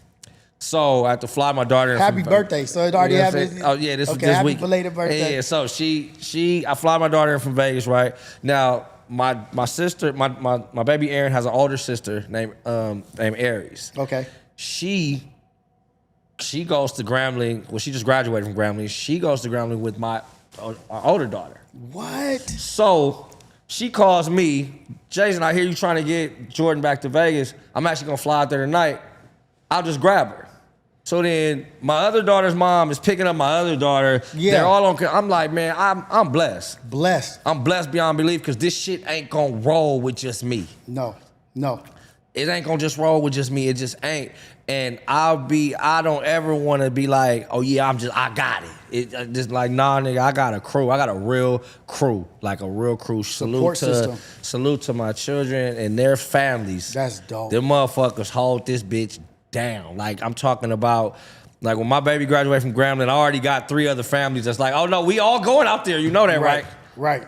So nah, it takes a village, and that's what I love. That yeah, man, having them little girls, man, make it where I'm just not finna do everything with everybody. Can't. I just won't. If this is what I want here, I'm not gonna do this. They just can't even see me. They can't even see me communicating with certain likes of people. They can't even see their dad doing no kind of mess. I love that. I love that. That's self-awareness, but the awareness of what you want for your babies and what the light you want to be seen in. Because if I falter or fall in this direction, that becomes an acceptable energy. Yeah, and it becomes an excuse. Right. Because I can't fall. That's not how this works. I'm Pops. Pop's supposed to get it. Pop's supposed to hand it. Pop's supposed to pull up. Pop's supposed to do what it need. Pop's supposed to make sure Mom's straight. Pop's supposed to, even if him and Mom's that's beefing, Pop's supposed to respect Mom's because he's teaching you to respect Mom's. Right. Like this is, Pops don't make excuses. I can't make an excuse about shit. I don't get to. Moms can make an excuse because Mom's handling a whole lot of business as well. So she gets to do that. Pops can't make none. This is what I got to stand on. I got to live on that. Pops got to make sure y'all got everything I want y'all to have. And I got to get y'all shit y'all don't even think y'all need. Pops got to teach y'all shit y'all don't want to hear. Pops got to be mean when he don't feel like it. Pops got to be Pops because they're eventually going to end up dealing with a dude that's like me. And I don't want him to deal with the problem version of me. I want him to deal with the solution version. The solution. Deal with the solution, not problem. The solution's way better. That guy was cool. He's fun. But I need you to fuck with this more stable version of your Pop. So, yeah, it's dope. I love it, honestly. I wouldn't trade it for shit. That's amazing. And so you just talked about the problem, the solution, Jason Martin, the mature version of you that you've evolved to. Has fear evolved for you? Fear. Like things when we're young, wild, running, there's a certain sense of fearlessness. Yeah. Have you, it might not be fear, but it might be a certain apprehension that you have now as a father or as a husband or whatnot, that in a relationship that you have now. Like, I don't want to just be susceptible to going to jail or this and that. Like I never feared that shit before, but now it's like, I fear not being around my babies. Yeah, I mean, that fear is always, again, I had babies so early, I couldn't play with my life. I couldn't play with my time. Yeah. I would always know when to go home. That was my biggest, my homies would always say, bro, I would always leave just when some crazy shit happens. I got a sixth sense of knowing when to go home. Not even that I felt it was happening. It just was like, oh, man, I'm tired. I'm finna get out of here. It was always that. Fear for me, if fear is around, that means we're playing in a good spot.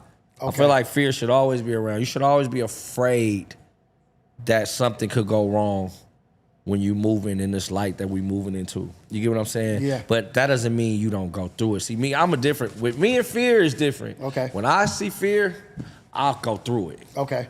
I don't run from it. Head on. But I do know, stay away from bullshit. I think people think fear happens with like street shit, and this is like, no, nigga, I don't do nothing that's gonna get me in trouble. I don't drive past the speed limit, nigga. I don't jaywalk. I don't do nothing where you can get me in any type of mess that I can be separated from what I love and what I do. I don't do it. I don't do it. Ain't nothing I'm gonna do to make me do it except them. Only them. Only friends and family will make me operate in a way where I have to now do something wrong. Yeah. And then morally, I probably don't even think it's wrong. That means I'm ready to go do whatever the fuck come with whatever it do because somebody's pushed it to that limit. But other than that, I avoid conflict. I avoid ignorance. Even if when we getting into it in here, if I feel it's getting to a head where I'm about to turn into this thing that I used to be and I'm about to start swinging, I breathe, I'm out. Out of here. That's my news. I'm gone. Because ain't nobody worth my anger. Yeah. And getting me out of my motherfucking character and keeping me away from them goddamn beautiful people that I've created and my mama and the homies and things that I fuck with. No, but there's not a thing on earth worth that. Damn. Not one. And a healthy amount of fear keeps us a healthy amount of awareness. Yeah, I'm afraid to not have what they need. I'm afraid of that. I'm afraid of not walking in the studio one day and not being able to rap. or like the beats don't come out the way I like them, or I'm afraid that I'll one day start thinking like everybody else. That scares the shit out of me. That I become sheep. A sheep. Them type of shit. Like, it's more mental shit that scares me than this. Yeah. Nah. This is life. That's real shit that affects your life, who you are, your family. I'm terrified of the day that I can't create IP. Lose your edge. Just not like I can't use my intellect. Oh, like actually like losing capabilities in your facilities. Oh, bruh, yeah. What? That's the fear. Yeah. That's the fear. The fear is that, like, man, I don't get to create no more. That scares the dog shit out of me. I've only made money creating. Has creation become so much part of your identity and who you are? Do you not know who you are without creating? Or you don't want to even know who that is? I don't, fuck that. That don't look fun. That don't look fun at all. Listen, what? Bro, no, like, and creating isn't just music, isn't just movies. I have fun creating the Sweet 16. Yeah. I have fun. I'm creating new holidays for my kids right now. I don't really like the standard ones. So while everybody celebrates Thanksgiving, we do Family Day the day before, where we just all cook whatever the fuck we want. And we do karaoke. Oh, that's dope. And then instead of Christmas, I do Don't Go Into the New Year's Broke, where we get together and we do vision boards on New Year's Eve, and then I hand out my kids the money I would have spent on Christmas so you niggas don't be broke. Yeah. Start the new year and take it to use your vision board. I like creating all the time. I like creating new conversations. It ain't just like shit to make money or shit to give to the people. It's just like be able to have ideas to fix. If my sister and my mom are arguing, hey, y'all, listen, man, let's go fucking create a business so y'all can shut up. That, as long as I got that, man, this shit gonna be a breeze. Yeah, you the solution for real. Yeah, you really looking at things like solving this. How can we fix this? And you doing that on the holidays, creating those days, you're creating creators. Right. You're creating creators that aren't thinking like everybody else. Look what Dad does. Look at our rituals. Look at our tradition. It's through creation. They know we can make what we want. Christmas, you better not call me about no fucking gifts. I tell them niggas all day. I gotta take care of the other 364 days. Yeah. Y'all can go play and run around and buy all the shit y'all already got if y'all want. I'm not falling for that play. Ooh, that's bomb. I love that. I love that because that's something that I'm about to put in my tool belt. Is create shit with your children. Create new things. Yeah, it's not just this. It's like, no, we'll sit around and just be like, yo, let's go try to do this. Let's see something. Hey, son, make that turn into a video game room. I want to see you do something. Yeah. Here, take some paint. Let me see you do something. Like, that's the joy that's my fear. That I'll just one day get stagnant and just start doing what everybody else doing. Like, oh no, that means we're out. You can't even see that, or you can't even understand that. I can't even understand that. Damn. That is so scary to me. That's real. That's in depth though. That's deep thinking too. It's scary. Like it's really scary. I don't know what that would even feel like. No, you don't. Motherfucker, you've been a creator your whole life. Bruh, like this shit has been like that. Somebody asked me, what happened if you didn't rap no more? I'm like, I don't even know what you're talking about. What do you mean? I'm gonna rap till I can't breathe anymore. Exactly. What are you talking about? If I can, I can. Like, shut up. Why we keep talking about that? Don't talk about that shit no more. No, I'll create something else. Nah. That's when I think you're on the way out. Right. So before we do get out of here, I want to preface this question. Like, if you were to have a message that your daughters or your children, or even just the youth in general, if you had a message that was the one that they held on to the most, what would that message be? Stay enclosed. Operate on this belief system inside of here. The funniest, now my group chat with the homies is hilarious. My children's group chat, hey, that might be the most craziest place you ever want to sit. And then they got their own that I'm not in, where they can curse and shit. Yeah. And my daughter sends me, well, I ain't gonna say what's happening, but I get to hear what's going on in there. Yeah. Y'all stay in this. Yeah, don't put her on blast. This y'all crew. This is your crew. This crew right here is the crew you need to do what you do. And y'all family, that's what y'all need to worry about.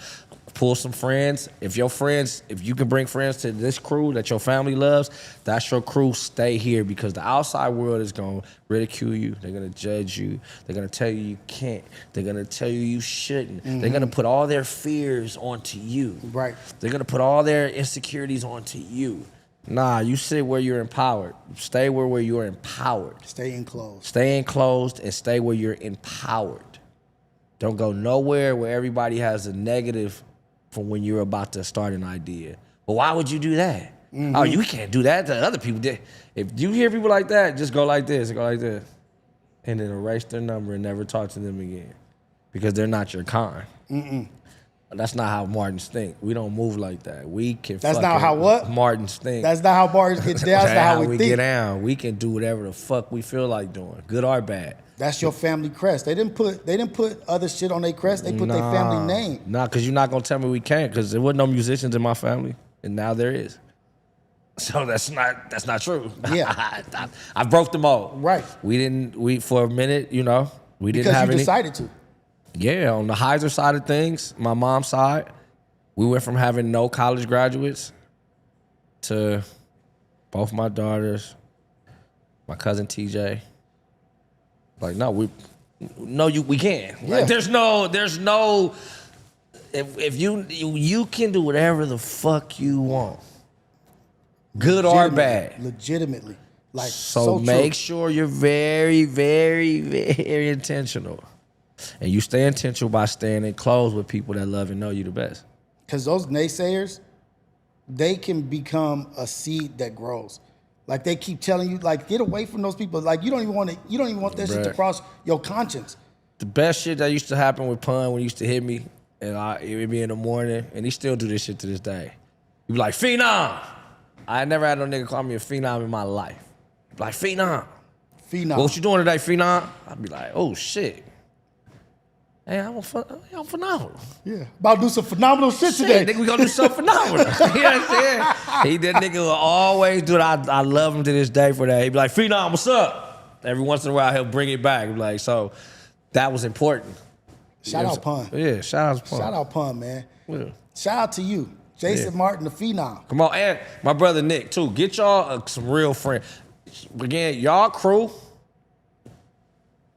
I loved how y'all crashed out on that nigga publicly. Yeah.